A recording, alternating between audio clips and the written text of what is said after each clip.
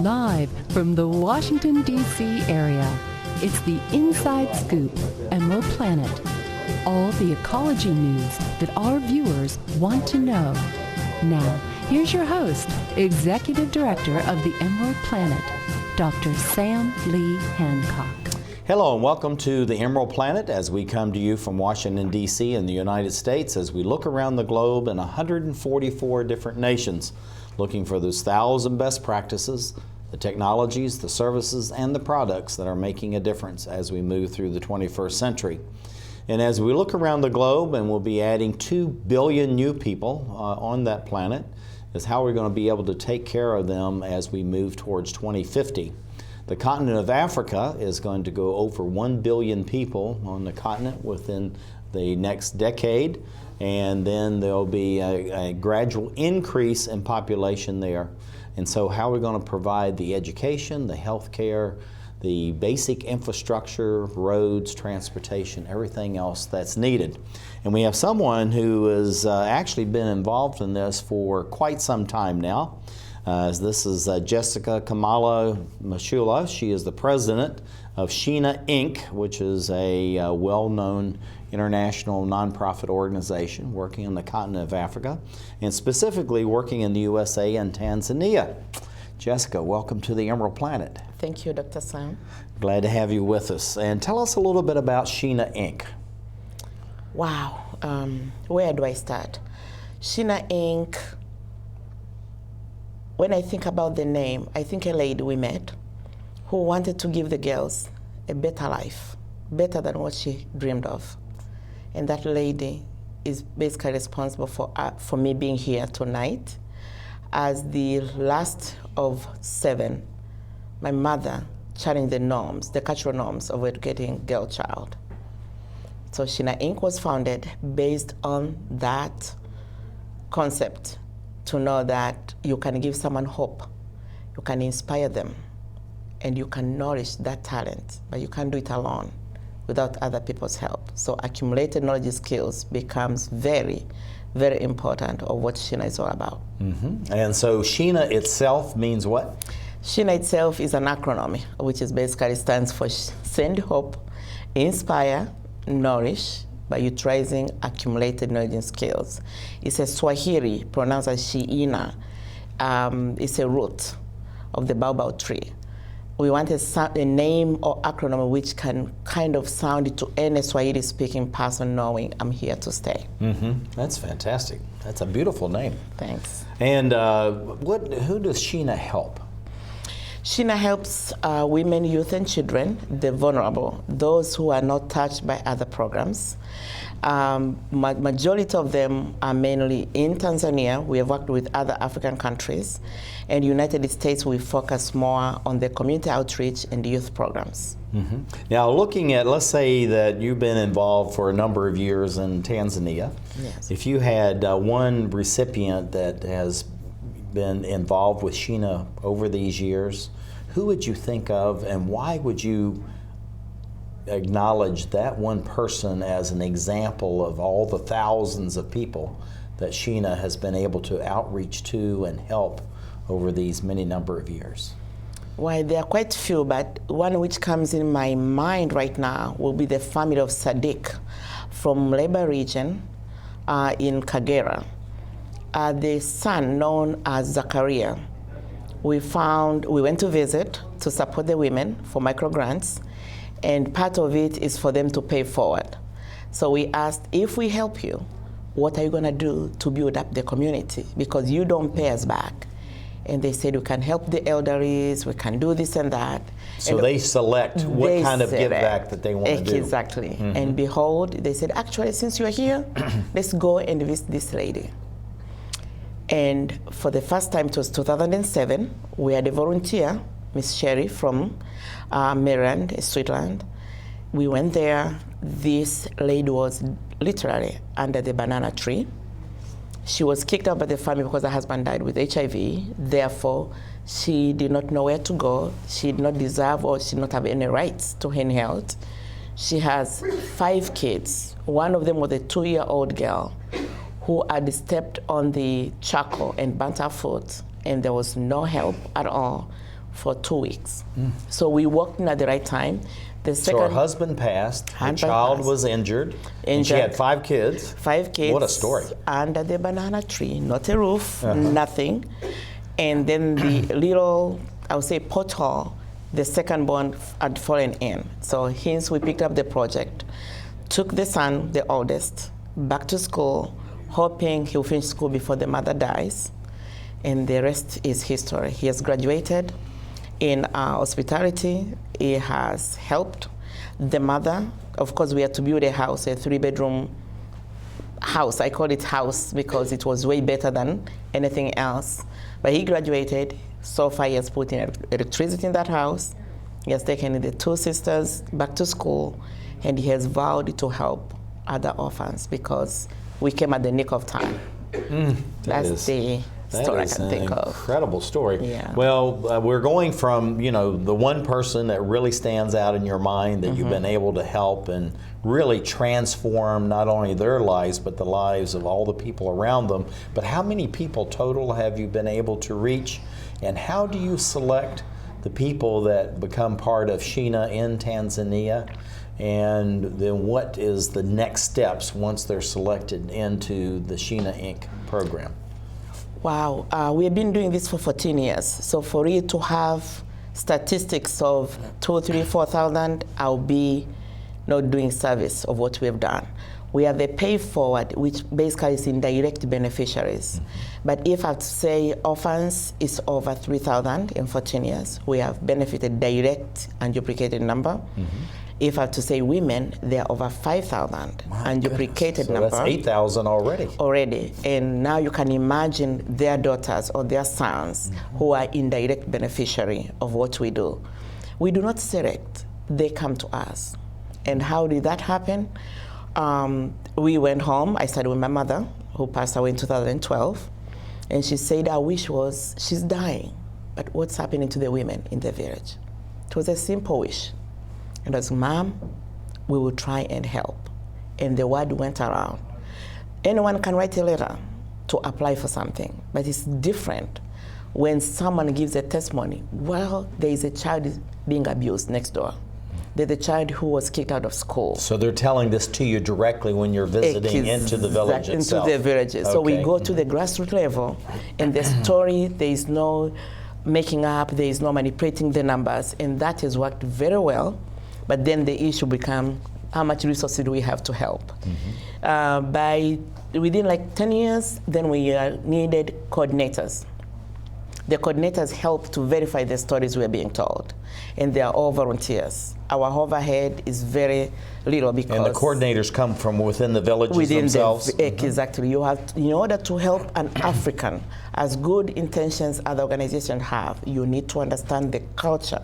And the African culture differs from tribe to tribe, village to village. The gender issue is a big issue. So if you don't know what makes people tick, your help might end up causing divisions and classes within the community. Yeah, and sometimes, you know, the law of diminishing marginal returns and also the unintended consequences both impact at the same time.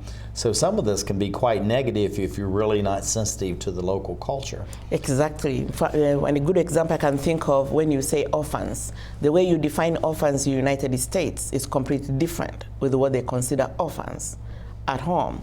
Orphans here could be someone who have lost both parents. Our definition is that one who have lost the breadwinner. But then, is the breadwinner a man? What if the person who died is a woman? Am I counted as an orphan? That makes a difference of who is covered and who is not covered with other organizations. So Sheena walks in and bridges the gap and picks the ones who are not covered by any programs to be able to give them hope and keep push them a little bit forward. Now you talk about collaboration, cooperation with other organizations. What are some of the other organizations that you've worked with, and what are some of the outcomes as you've worked with these different organizations? Which one, when one comes in the United States, I would think of Taratibu Youth Association. It's based in Prince George's County. We were able to take 9 youth from Prince George's County for 3 weeks to Tanzania. And we wanted for them to see their side. That's a program which is a good collaboration. It worked. They came back. they came up with a project called One Pair, One Child. They collected shoes, went back, took it back. I think that worked very well. The other one is Santa Teresa in Kagera. That one, they already have orphans and a Roman Catholic. However, they don't have a place where these orphans who are being taught carpentry or sewing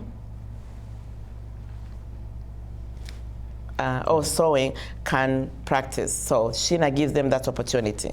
We needed desks for the orphans, and we are able to give them a contract. So it stays within helping the orphans uplift their lives economically. Now, going from that, how do you, the message, what would you like to share with the domestics and international people as far as the viewers of this? What kind of message would you like to get across to them? And how would they be able to actually help Sheena itself? In what ways can they provide assistance, become involved, volunteer within the organization? The message I will give to the international audience, meaning people who are living outside of Tanzania or outside of the areas we are helping, will be that Africans are able. However, they need assistance in knowledge than anything else. Because if you give them the knowledge, they'll be able to sustain the programs which are put in place. And for the Africans or Tanzanians who are out there, I need for them to know the money does not grow on the trees. They have to be involved, and they have to be willing to change and adjust things which are hindering the progress and development of the communities. Now, usually many people are talking about the finances, but you're saying really knowledge, so it goes really back to the Bible and Solomon when he was given all the gifts of the world, and what he wanted was wisdom. And it sounds like this is the very thing that you're taking to the people, but what you're doing is you're marrying, very modern 21st century wisdom with traditional wisdom which exists within the villages too. Yeah, true, but also I cannot underplay the importance of the finance. However, if you have the knowledge, you know why people need your contribution in order to do the programs. But give them knowledge first, because with the knowledge, you educate a child, you educate a girl child, you educate an orphan, they will pass it on to others. If you build a center, they need to know how to manage it. If you build a school, they need to know how to get into the school and read. If you take the library, they need to know how to take care of the books. So the knowledge for me is more important, because then money will follow. Yeah, that's fantastic. What a fantastic story that you have. Thanks. This is Jessica Camila Mjala. She is the president of Sheena Inc. for the USA and Tanzania, working with a number of villages there and also with other countries as we look and create the Emerald Planet. I need a job. Necesito trabajo. I would like to speak English better. Me gustaría hablar inglés mejor. I want to be a U.S. citizen. Quisiera ser ciudadano de los Estados Unidos. For over 35 years, Por más de 35 años, the Hispanic Committee of Virginia has been serving our community. el Comité Hispano de Virginia ha estado sirviendo a nuestra comunidad. Job training and placement, Capacitación, ayuda para conseguir trabajo, education for children and adults, educación para niños y adultos, immigration, naturalization, and medical referrals. ayuda para los procesos de inmigración y naturalización y orientación sobre médicos Are a small part of what we do. son solo una pequeña parte de lo que hacemos. For help, information, or to volunteer, Para ayuda, información o para ofrecerse como voluntario, contact the Hispanic Committee of Virginia, comuníquese con el Comité Hispano de Virginia, helping everyone participate more fully in American society. ayudando a todos a participar plenamente en la sociedad norteamericana.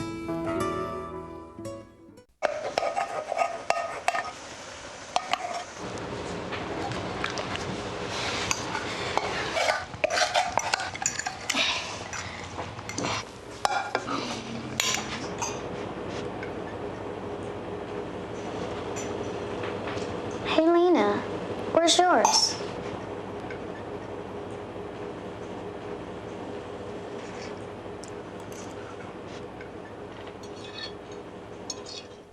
Would you notice if you were missing half your kidney function? According to the National Kidney Foundation, 20 million people have chronic kidney disease, and 20 million more may be at risk and not even know it. Anyone with high blood pressure, diabetes, or family history of chronic kidney disease is at risk. Early diagnosis is vitally important. To get the whole story, talk to your doctor and visit the National Kidney Foundation at kidney.org or call for a free brochure. Because when it comes to chronic kidney disease, you might not know the half.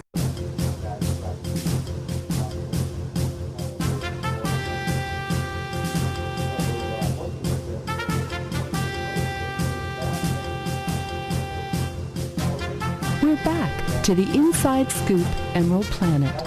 Here again, your host, Dr. Sam. Hello and welcome to the Emerald Planet as we come to you from Washington, D.C. On a week-to-week basis as we look around the globe for those 1,000 best practices, the technologies, the services, and the products that are making a difference as we move through the 21st century. And we're looking at communities on the continent of Africa because that continent is going to have over 1 billion people within the next few years, and it could almost double that by 2050.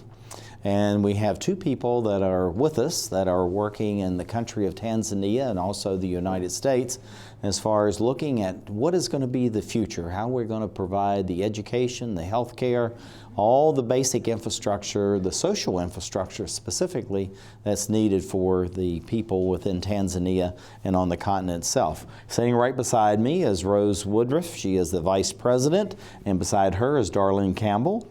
Is the Tanzania site volunteer, and both of them work with Sheena Inc. For the USA and Tanzania. So Rose and Darlene, welcome to the Emerald Planet TV. Thank you for having us. I'm glad to have you here. Rose, tell us a little bit about Sheena Inc. What does Sheena Inc. mean? And then what is some of the things that you've been doing as the Vice President for Sheena? Okay, well, Sheena it talks to the roots, deep roots of a tree. And so, we are deeply rooted in the community and the work that we do. As the Vice President, I often look at some of the projects that are going on, look at possible ways that we can do fundraising. And generally, I'm helping Sheena get much more of an American perspective on the work they're doing in Tanzania. Mm-hmm. And that's very interesting. Now, why an American perspective on the work in Tanzania? Well, when I first got involved in it, it was Africans helping Africans. And I looked at the work they were doing, and it's world work. It's not just work for Africans. Helping the most vulnerable people, helping people who are at risk. Regardless of what country or what community then? Regardless of the country and community. Mm-hmm. And the beauty of doing work, it's actually not just Tanzania. Sheena's worked in other countries too, but where our resources go the furthest. Mm-hmm. That's fantastic. Now, why get involved, and I'm going to go to Darlene, why get involved in a nonprofit organization that is international? It's so far away from Washington, D.C. and this Mid-Atlantic region, the United States, instead of just concentrating here or a country that's much closer than Tanzania? Actually, I've been involved in a lot of nonprofits, but Sheena is special because of the passion of the founders and just the way they make our resources work. Mm-hmm. The other thing for me, when I look at a project, well, at one point we were paying school fees for 400 Muslim girls to go to school. What a better mode to instill peace among our peoples mm-hmm. of the world than to educate people who are so different than we are here in the United States. Mm-hmm. Darlene, you've been involved with Sheena, and what is your understanding of Sheena itself? And then looking at your role as a volunteer, actually having been, in the various villages and communities in Tanzania, how do you think that's had a profound impact on your life?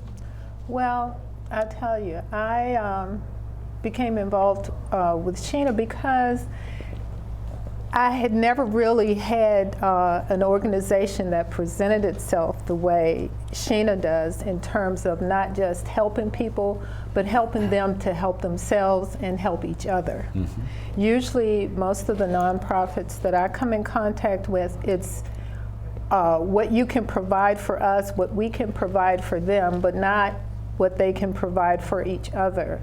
And when I first started, Jessica had an initiative going to build a church. Now, who is Jessica? Jessica Mushala, who is the CEO and president of Sheena Inc. Okay.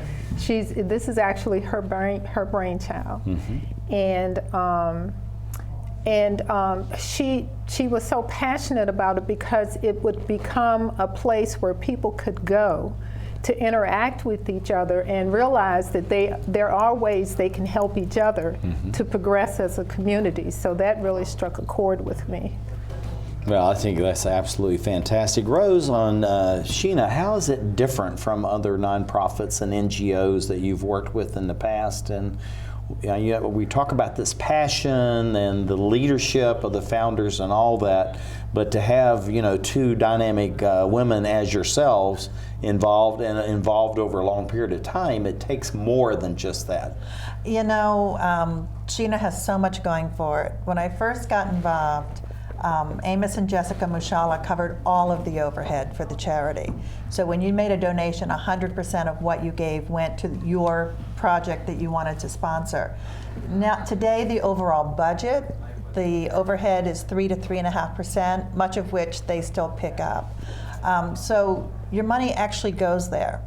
The other thing is, Sheena has Swahili-speaking representatives on the ground and takes an annual trip over there to make sure that the dollars that were sent for a project went to the actual recipients.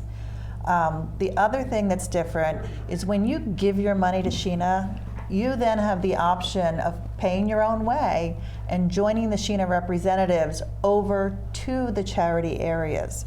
So you can actually go see the impact of your money directly. Now, Darlene, and what you're doing is, as far as the Sheena projects, how have you been involved in these hands-on? You've been going back and forth. And then what do you see as far as, you know, bringing this back here and the people within your own community in the Mid-Atlantic states, Washington, D.C., and how also has that impacted your family as far as what you've learned and the experience, the wisdom that you've gained, because there's a lot of wisdom in these communities in Africa. I've been in 13 countries myself, and there's really much we need to be bringing back to the United States. So what do you see out of all that that's really impressed you and has had long-term impact? The primary thing is how such a small contribution can have such a major impact on people's lives. When I traveled to Tanzania a couple of years ago, we were actually going because she wanted me to see the church that they had been building. But not only did I get to see the church and the impact it had on the community, but also we visited one of the schools where they had built toilets. We went to one of the schools where they were distributing the shoes. But we also traveled to villages where people who were in need of help. And the way they all came together with their plan on, if you provide us with this, then we can do that. And I really liked that concept. And it impacted me because when I came home, I have a couple of nieces who I have been supporting for a while, and this was like it was like an aha moment. And so what I did, I've been training her on how to find the resources that she needs, not only to support herself, but to lead her children in the right direction. I mean, there's a plethora of information, you just have to know how to access it. And that's one of the things that I have learned through my participation with Sheena. Yeah, Darlene, this is something, I'm glad you brought that out, because many people think of these villages having virtually little to no resources. But I was taking a five-nation tour and advising on cooperatives over there. And it really wasn't a lack of the resources. It's just how you use and organize it. And be sure that you involve the people and everything that's going on. I think, Darlene, that's what you're talking about. So how do you reach in and allow people to flourish in an environment where they really know the culture, the languages, and all that, but they just need a little boost? And what kind of little boost would that be that would help to expand greatly the resources within the community? I think most of it is education on how to maximize what you have. And I think a lot of it is a sharing, cross-sharing of information, making sure that the resources get to the people who can actually do the most good. I'll give you a good instance. We went to it was a Muslim village in Pemba, and they make handbags. And they were doing a good job, but they were doing them in their homes, and the fumes would get overpowering, and they'd have to air out the house. And so when we went in to look at it, the coordinator and Jessica, they were saying, well, maybe we can build them a ventilated outbuilding. And I was just amazed at how little resource it would take to build something for them where they could be in constant production. And also it would eliminate a health hazard. So it's like you do this one little thing and it just opens up all sorts of opportunities. And it was just, I was just amazed. Again, it goes back to the knowledge, the education, and the ideas about the technology, not so much just the expenditures of monies on the technology itself. Rose, you've been at this for quite a while. You've been in a number of different organizations. What are some of the ideals and some of the principles that you've learned through Sheena Inc. that maybe builds on what you knew before, and at the same time you may be able to share with the collaborative organizations that you're working with right now? Okay, well, part of it is just to always pay it forward. Keep paying it forward. As you know, the Sheena projects are a maximum of 3 years, other than children in school, and each of those projects has to pay it forward to their own community. So we definitely keep paying it forward. And then the other thing is, it's the old saying we've heard so many times: if you give a man a fish, he eats today.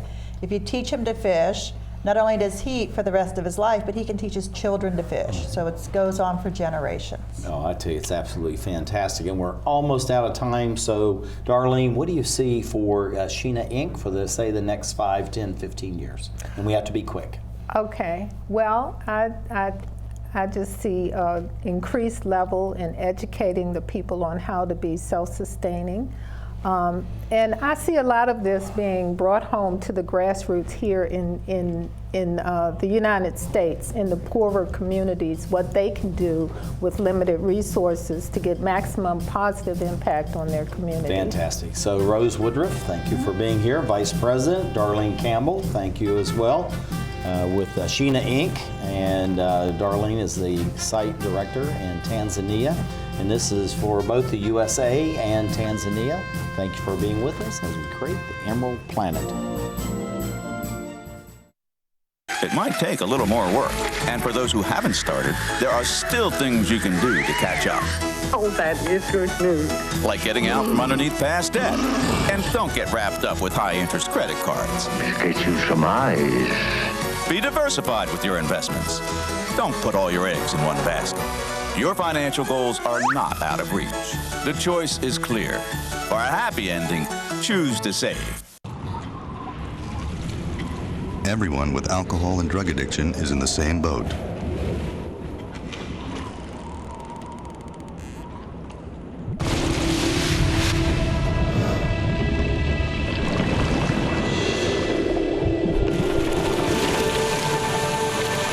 With treatment, you can find solid ground. For drug and alcohol information and treatment referral for you or someone you know, call 1-800-662-HELP.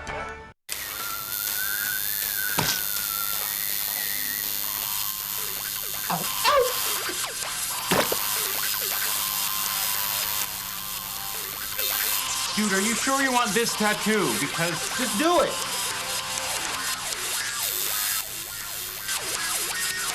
Some mistakes in life are permanent. Like hearing loss. To learn how to protect your hearing, visit ASHA.org. You've probably heard about heart disease, but did you know that it's the #1 killer of women nationwide? Heart disease claims more lives each year than breast cancer, lung cancer, or strokes combined. But there are steps you can take to protect yourself against it. For more information on how you can prevent heart disease, contact your local American Heart Association or visit their website at www.americanheart.org.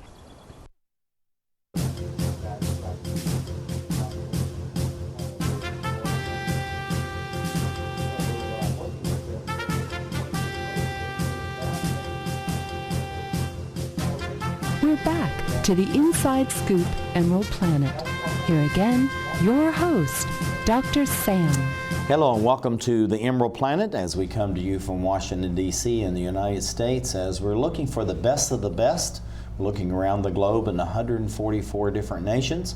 And we're going to be talking about two countries, Tanzania and Gabon, and the work that's going on there, and some of the best practices that's been created by a nonprofit. And we have the two co-founders sitting right here. This is called AHEAD Inc.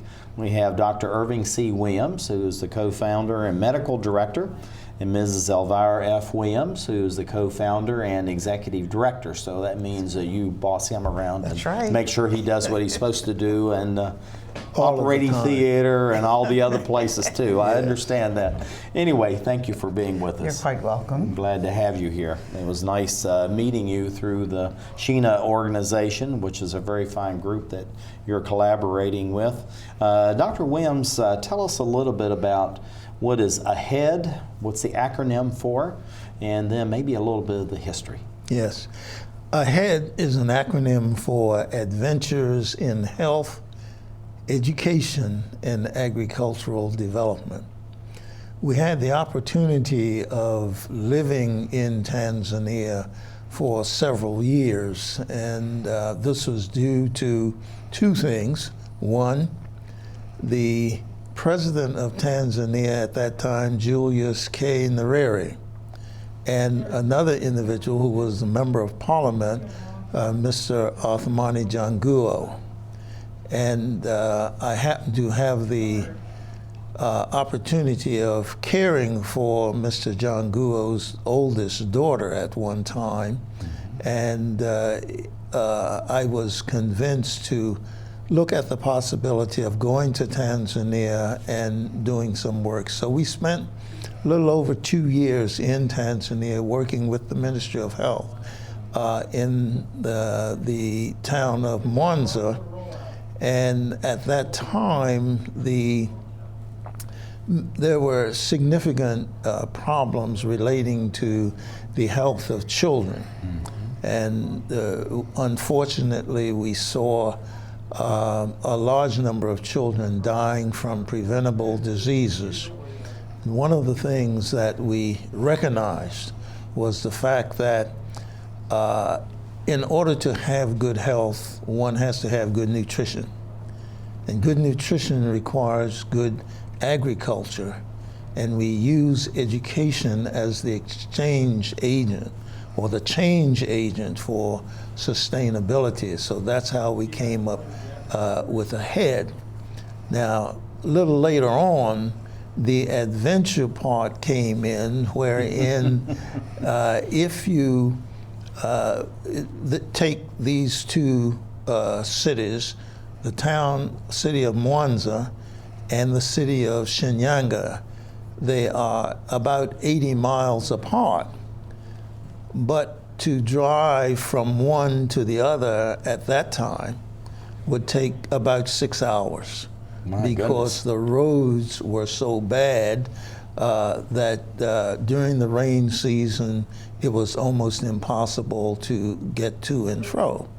So that's where the adventure came in. Yeah, give us a recap one more time what AHEAD stands for, the acronym. AHEAD stands for Adventures in Health, Education, and Agricultural Development. That's a beautiful name. Ms. Williams, I know that you have a very busy family, and also Dr. Williams has a very busy practice, and I know you've been involved in all these things over the years, but why did you decide to create a nonprofit? I know you were there, you're working for 2 years, and you say, okay, we did our bit, now we can go back to the United States and work on our families and our practice, but then you create this nonprofit, and it's thousands of miles away, it's a lot of extra work, so why to take AHEAD and put it into Tanzania and Gabon and really almost have a third full-time job?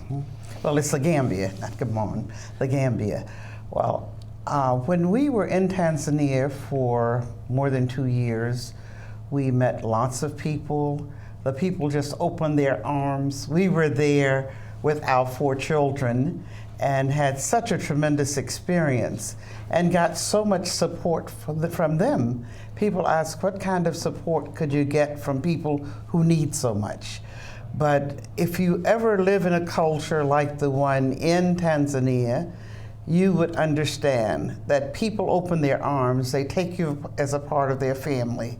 And I felt obligated to go back and to try to help make some differences. And we've been there now for 30 years with this project. That's and all incredible. It's been 40 years ago when we left to go to Tanzania and live there. So we felt obligated to help people to help themselves. And this is one of the things, I've been in about 15 different countries in Africa, and I found that there's many resources, just the fact how it's allocated and managed and used among the people there. And there certainly is a lot of wisdom from within these communities, so it's not always things come from the Western world into Africa and things happen. It's a lot of things that can happen right there, and I think, Ms. Williams, that's exactly what you were talking about. Dr. Williams, specifically, what are some of the healthcare issues and also education issues that are faced in Tanzania and also the Gambia? Excuse me.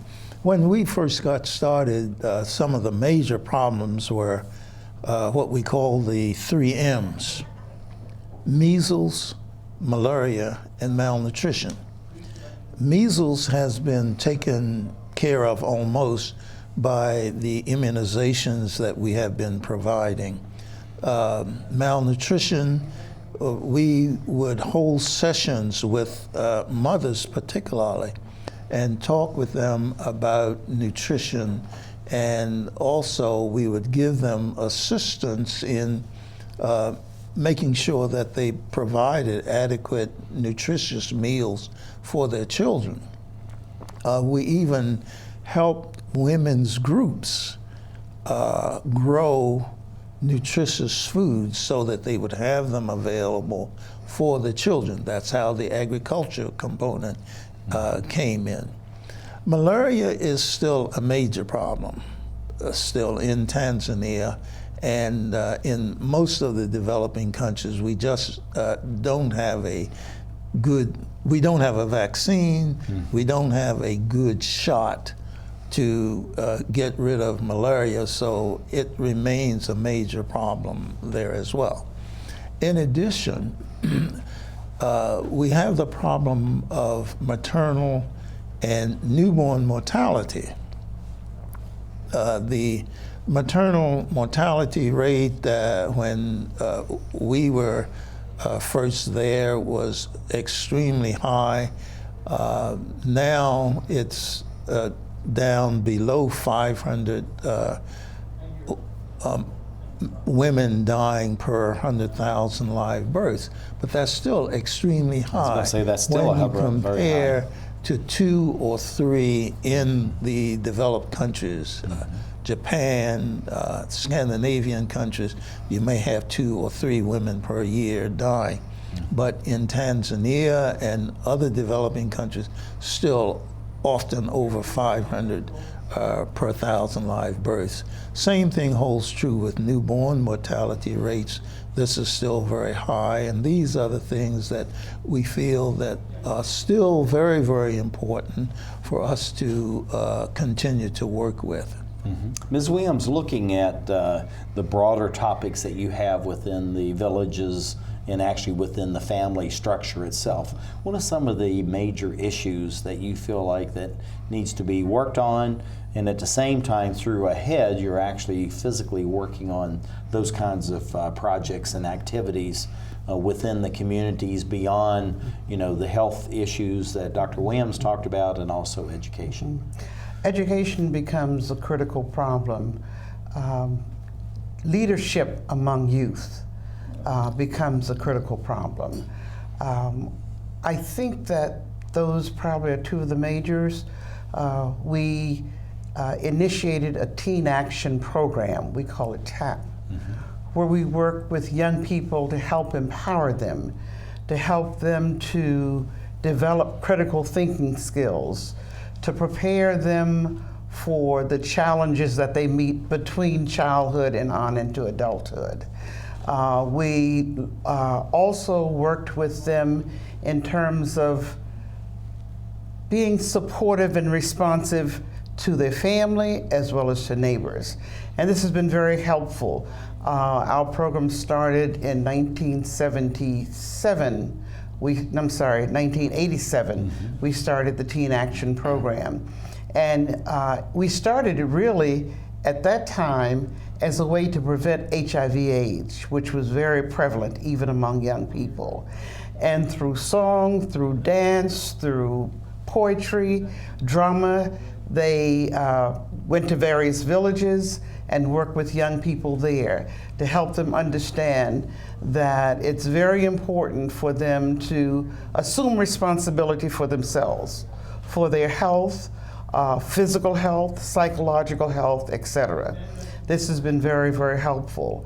Also, we have worked with young people in terms of providing scholarships for them for education.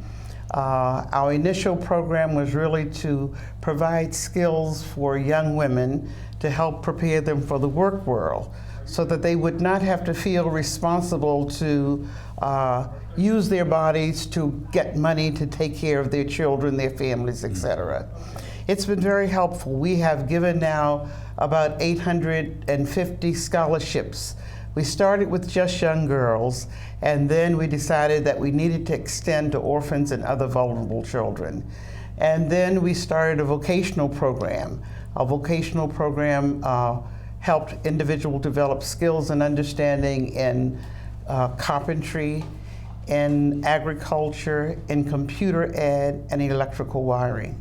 That's very comprehensive. It is, and it's a lot of skill areas, which is very skill. important for developing these nation states. And they have done very well. Electrical wiring and electronics came in just as electricity was coming in the villages. We only work in rural areas. Right. This is where the people are, and this is where the training must be so that we can have a strong foundation. Dr. Williams, we are just almost flat out of time. What do you see for the growth of the head over the next 5-10 years?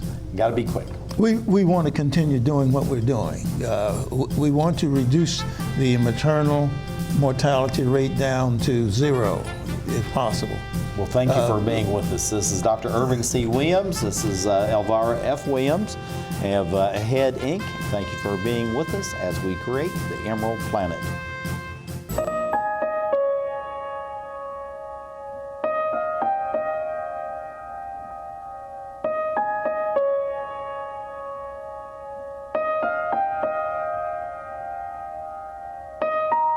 Some dreams are universal.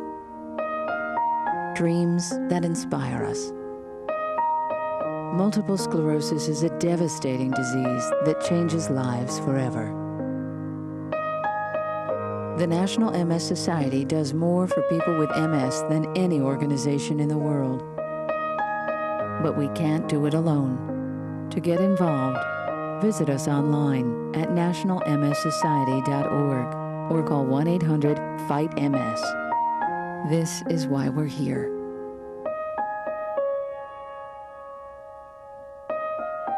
Because nobody dreams of having multiple sclerosis. What's wrong with this picture? Half of young Americans can't locate economic powers like Japan and India. 20% can't even find the Pacific Ocean. Without geography, our children aren't ready for the world.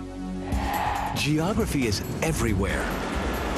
It's incredible creatures, rhythm, fashion, flavor. It's economics and politics. It's change.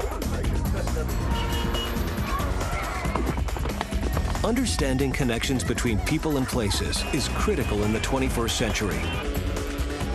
That's why we created mywonderfulworld.org. Go there now for your free parent and teacher action kits and give our kids the power of global knowledge. Because kids who understand our world today can succeed in it tomorrow.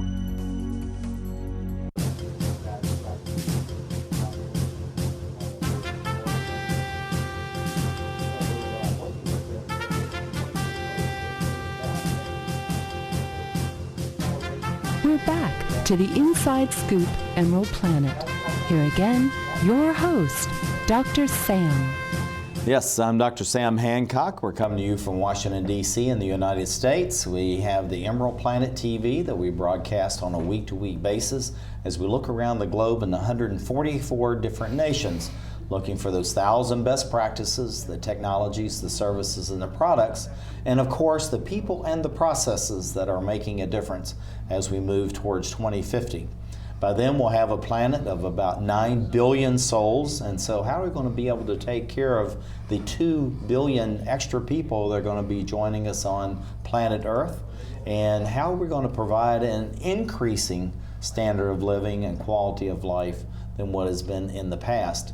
And I have two people that are absolute veterans of doing this sitting right beside me. To my far left is Dr. Irving C. Williams. He's the co-founder, medical director. And right beside me is Mrs. Elvira F. Williams, co-founder and executive director of AHEAD. And they're working both in Tanzania, the Gambia, and also the United States, and some other countries that we didn't throw in there. So to the Williams, welcome to the Emerald Planet TV. Thank you so very much. Glad to have you here. Dr. Williams, tell us a little bit about the Gambia, Tanzania, and the work ahead. Maybe again give us what the acronym stands for, but specifically, why would you choose healthcare and education as far as your work, since actually you're a medical profession? Yeah, well, the acronym AHEAD stands for Adventures in Health, Education, and Agricultural Development.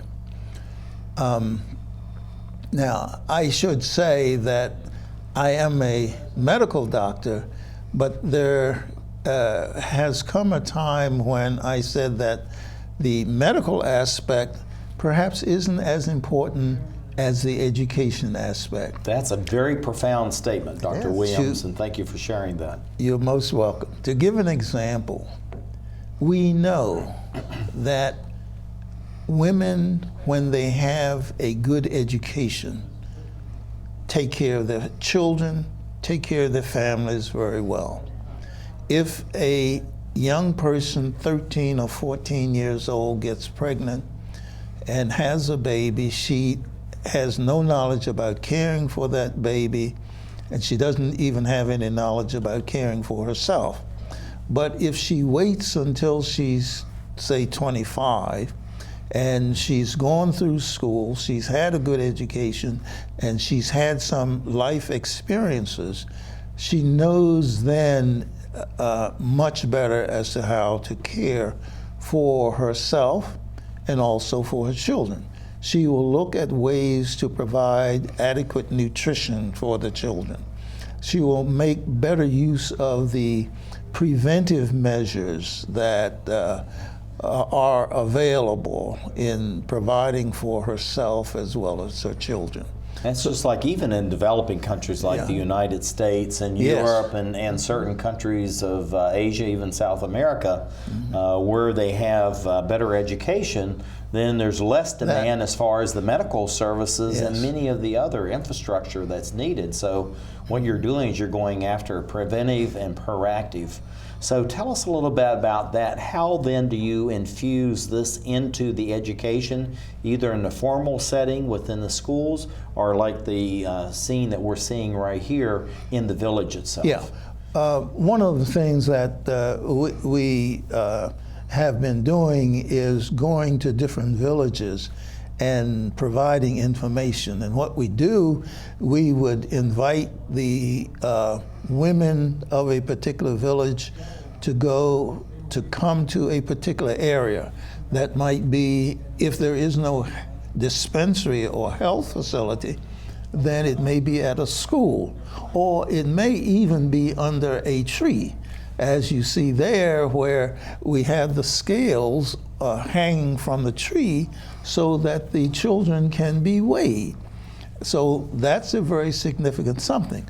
When the women become aware of a health activity going on in their village, they will come. They will bring their children. They will come themselves for whatever services that we try to provide for them.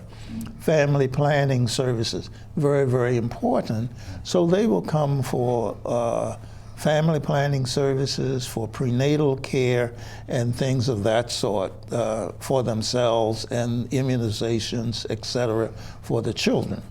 Now, Ms. Williams, looking at, and you were actually going to share something for me just when we were getting ready to start this particular segment, but what are some of the special challenges as far as the females are concerned in countries like Tanzania and the Gambia?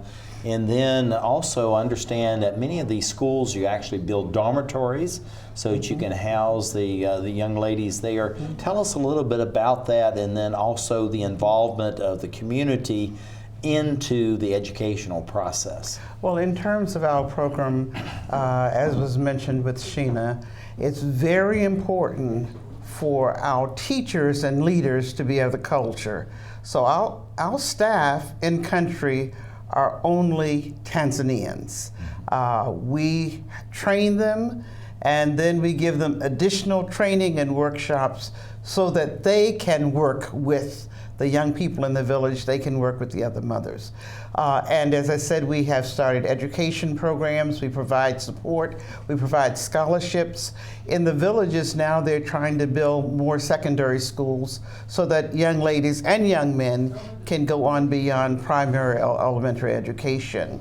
The challenge is that many of the young people who attend some of these schools do not live in the village, because we can't build schools in every village. So they live with families that their parents are not familiar with. And a lot of these young girls have been violated. So about 8 years ago, we started building dormitories because the young ladies then live in the villages with other families. Families not familiar to their parents. They go because they want the education. So we've built the dormitories so that, and we have house mother in each dormitory so that they can have the support and the privacy that they need. Walking miles and miles for water, they are violated sometimes on the road. So it's very important. We have, as I mentioned, provided more than 900 scholarships for young people for secondary education and about 700 for vocational. But it's always important for us to provide the kind of support. Leadership is critical. Leadership is critical. And through our Teen Action program, we empower people and train them to be leaders so that they can go out and help others. Yeah, Dr. Williams, I want to build off of that Ms. Williams just shared with us as far as the importance of the leadership. This is really a two-part question. One is about taking the physicians from the United States, other countries, into Tanzania and also the Gambia and the work they're doing and why do that. But this notion of the leadership, and these are very traditional cultures. Usually it's hierarchical, it's top down. You have the chiefs, you have the elders within many of these villages. And so sometimes you have to wait in line a long time, to have a leadership. So how do you, again, two-part, how do you allow for this leadership skills to start percolating up, within the communities themselves so that, it's the new and the traditional that's blended together?